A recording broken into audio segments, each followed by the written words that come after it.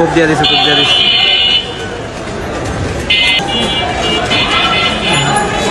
কতটা ভয়ঙ্কর হইলে এরকম পরিস্থিতি হইতে পারে বলেন? কতটা ভয়ঙ্কর, কতটা দেশের পরিস্থিতি খারাপ হইলে এরকম পরিস্থিতি হইতে পারে? একটা ছোট বাচ্চা, বেশি থেকে বেশি হলে এর বয়স 14 থেকে 15 হবে। এই 14-15 বয়সের ছেলে এরকম একটা পুলিশ কনস্টেবল বা পুলিশ অফিসারও হইতে পারে, দূর থেকে দেখা যাইতেছে না।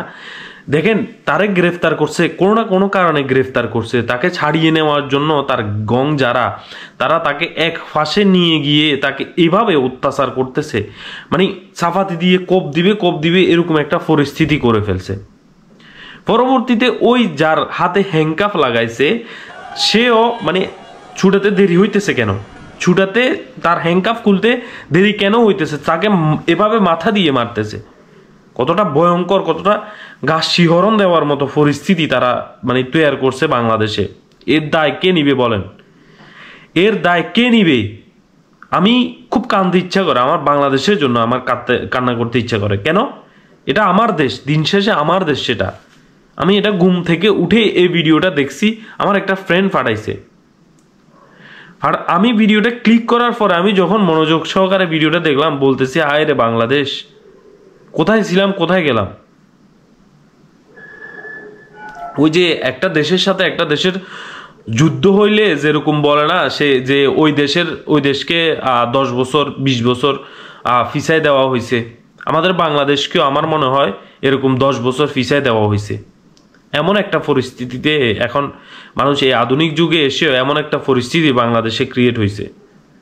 যারা বলে না যে স্বাধীনতা স্বাধীন দেশ উপহার দিবে, তাদেরকে আমার এই ভিডিওগুলো এমনি এভাবে ডেকে এনে দেখাইতে মন চায়।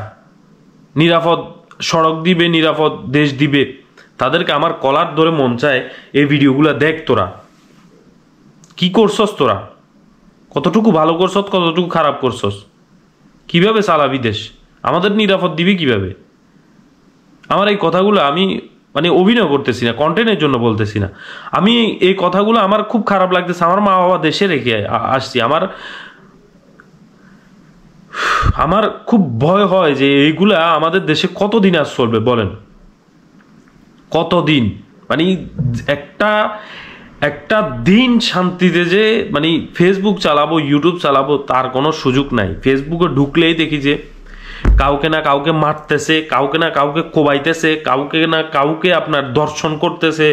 একদিনে 17টা 27টার দর্শন খবর আমরা শুনি। কবে আমি বাংলাদেশ, দেখেন আমি বাংলাদেশ নিয়ে আমি আগে তেমন একটা সিরিয়াস ছিলাম না, কিন্তু বর্তমানে আমি কান্না করতে মন চায় আমার বাংলাদেশের জন্য। আমার কান্না অনেক সময় এগুলা দেখলে চিন্তা আসলে মাথায় বলি যে হায় রে বাংলাদেশ, কোথায় গেছে বাংলাদেশ?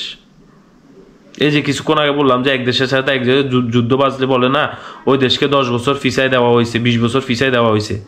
বর্তমানে এমন এক পরিস্থিতি সৃষ্টি হয়েছে, মনে হয়েছে যে বাংলাদেশকে আরো 10 বছর ফিসাই দেওয়া হয়েছে, কিংবা 15 বছর ফিসাই দেওয়া হয়েছে। আর আমি যদি এগুলা নিয়ে কথা বলতে চাই না, তারপরেও কথা বলি। আমার দেশ তো দিন শেষে আমার বাংলাদেশ। আমি যারা এই বড় বড় কথাগুলা বলে মাইক আপনার সাংবাদিক সম্মেলনে, সাংবাদিকদের সামনে, তাদের মন চায় এভাবে কলার ধরে এনে এই ভিডিওগুলা, এই ঘটনাগুলা দেখাই। মানুষ রাতের 12টা 1টা 2টা বাজে মানুষ আগে হাঁটতে ভয় পাইতো না, চুরি হইতো, ছিনতাই হইতো, মানে হইতো না যে তা না, হইতো, কিন্তু তাও মনে ভয় নিয়ে একটা হইলে পুরা দেশের অটাইতো, এবং কি 2টা হইতো না। আর এখন ডেইলি এরকম 20-30টা আমরা নিউজে দেখতে পাই।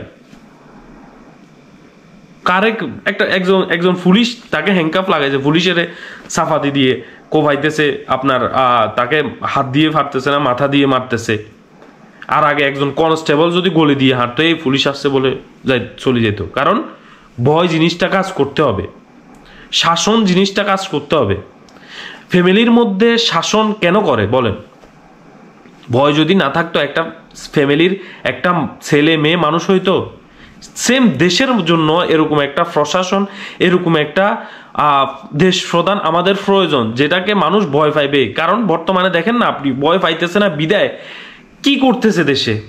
আমার চিৎকার করতে মন চায়, আমার মন চায় যারা বলছে স্বাধীন দেশ এনে দিবে, স্বাধীনতা এনে দিবে, মানুষকে স্বাধীনভাবে চলার সিস্টেম করে দিবে, আমার খুব মন চায় তাদেরকে দেখাইতে এগুলা।